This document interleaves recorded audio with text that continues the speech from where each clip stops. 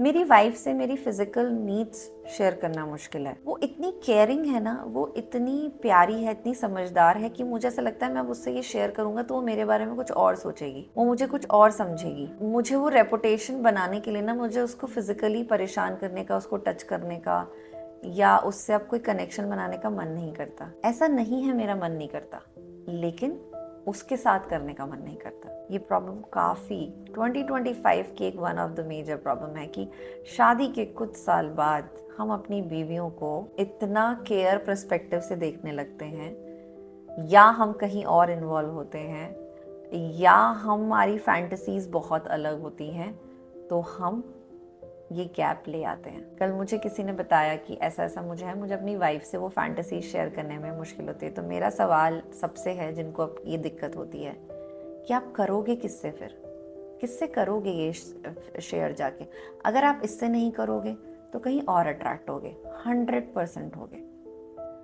अगर आप अट्रैक्ट नहीं हुए तो आप अपनी इमोशन को सप्रेस कर लोगे, अपनी नीड को सप्रेस कर लोगे। बीइंग फिजिकल एक नीड है, जैसे कपड़ा, रोटी, मकान एक नीड है, फिजिकल भी एक नीड है। तो अगर आप इसे सप्रेस कर रहे हो तो ये आपको वैसी स्ट्रेस दे रहा है, इमोशनल स्ट्रेस दे रहा है। कोई डायबिटीज में कन्वर्ट हो जा रहा है, कोई कुछ हो रहा है, किसी को कुछ हो रहा है, तो ये होना ही है। वेट, ये इंपॉर्टेंट मैसेज सुनना जरूरी है।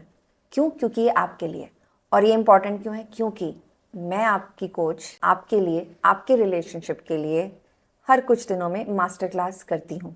और ये मास्टर क्लास एक रिकनेक्ट सीरीज है जिसमें आपके रिलेशनशिप में कुछ इंपॉर्टेंट चीज़ें जो आपके रिलेशनशिप को टॉक्सिक बना रहा है, आपके लिए डिस्कम्फर्ट बना रहा है, या आपके लिए अनहेल्दी बना रहा है, और कुछ भी। लेकिन ये मास्टर क्लास आपको एक रिजल्ट पे लेके जाती है कि आपके रिश्ते में अच्छी बातें हो, हार्मनी हो और बहुत सारा प्यार हो। तो ये इम्पॉर्टेंट है इसीलिए क्योंकि ये आपके लिए है।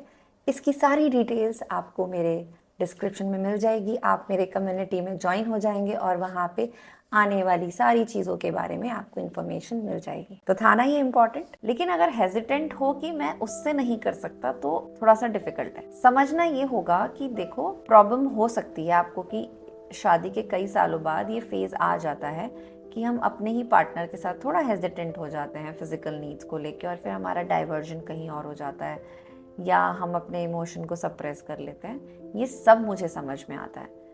लेकिन आप इनमें से किसी भी फेज में हो ना, तो प्रॉब्लम ये है कि आपको इसमें निकलना है। क्योंकि आप अगर कोई थर्ड एंगल देख लोगे, या आप सप्रेस कर लोगे, या आप इनके साथ एंगेज नहीं करोगे, आपके लिए आपके रिलेशनशिप को प्रॉब्लम है। आप उसे छोड़ नहीं सकते और उसके साथ भी रह नहीं पा रहे। ये डिफिकल्ट सिचुएशन है। इसके लिए करना क्या चाहिए? ये होता क्यों है? क्योंकि आप उन्हें शादी के बाद किसी और रूप में देखना शुरू कर देते हैं। वो आपके केयर इतना कर रही होती है, आप उनकी केयर कर रहे होते हैं, और केयर केयर वाला रिश्ता थोड़ा सा, कहते हैं ना, बीवी कुछ साल बाद माँ बन जाती है। ये कहते नहीं है, कई केसेस में हो भी जाता है, कई केसेस में हो जाता है, कई केसेस में हो जाता है। क्योंकि वो आपके हर चीज़ को जानती है, आपकी हर सुविधा को समझती है, आप उसकी सुविधा को समझते हैं, तो एक बैरियर आ जाता है। मुझे पता है, मुझे किसी ने आके कहा था कि वो इतनी प्यारी है कि मैं अब उसे ना रेस्पेक्ट की नज़रों से देखता हूँ। मेरा मन ही नहीं होता उसके साथ फिजिकल करने का, क्योंकि वो मेरे लिए बहुत रिस्पेक्ट दर्जे पे। बट जब मैंने उसकी वाइफ से बात की तो बोली, रेस्पेक्ट वेस्पेक्ट तो सब ठीक है, लेकिन मेरी भी तो नीड्स हैं। वो नहीं बोलता है तो मुझे लगता है मैं बोलूँगी तो गड़बड़ जाएगा। और ये है ना, ये कम्युनिकेशन आप दोनों के बीच का, मतलब ये जो हेजिटेशन है, ये आप दोनों के बीच को प्रॉब्लम कर रहा है। इसको हटाना होगा। इसको हटा कैसे सकते हैं? सिंपल है। अगर ध्यान कोई कहीं और है तो पता है वो गलत है, वो कॉम्प्लिकेशन आएगी। ध्यान को बीच में लाओ। अगर इमोशन सप्रेस है तो उसको भी सेंटर पे लाओ और बात करना शुरू करो। अपनी फैंटेसी शेयर करना शुरू करो, अपनी विशेस शेयर करना शुरू करो कि मैं यहाँ अटका हुआ था, मैं यहाँ पे चीज़ें मेरी अटकी हुई थी, इसके लिए मैं, हमारे बीच में गैप आया। देखो, जब जागो तब सवेरा है। ऐसा नहीं है कि 2 साल नहीं हुआ तो आप तीसरे साल कर नहीं सकते। अगर सारे बच्चे आईवीएफ से होने लगे तो बहुत बड़ी प्रॉब्लम हो जाएगी। बच्चे बहुत ज़्यादा टैंट्रम से पैदा होंगे। बच्चों के लिए कॉम्प्लिकेटेड है, आपके लिए कॉम्प्लिकेटेड है।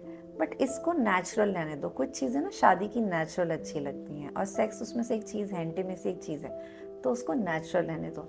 इसका सबसे अच्छा तरीका है, जहाँ भी दिमाग भटका हुआ है सेक्स से रिलेटेड, उसको सेंटर पे लाओ और अपने रिलेशनशिप में वो सारी फैंटेसीज पे बात करो। हो सकता है वो बात आपके लिए डिफ़िकल्ट हो, लेकिन कोशिश करने पे हो जाएगा, इम्पॉसिबल नहीं होगा। तो मेरा सजेशन है, बाहर भागने से अच्छा या दबाने से अच्छा है घर में उसको शेयर करो, ना कि इधर उधर भागो।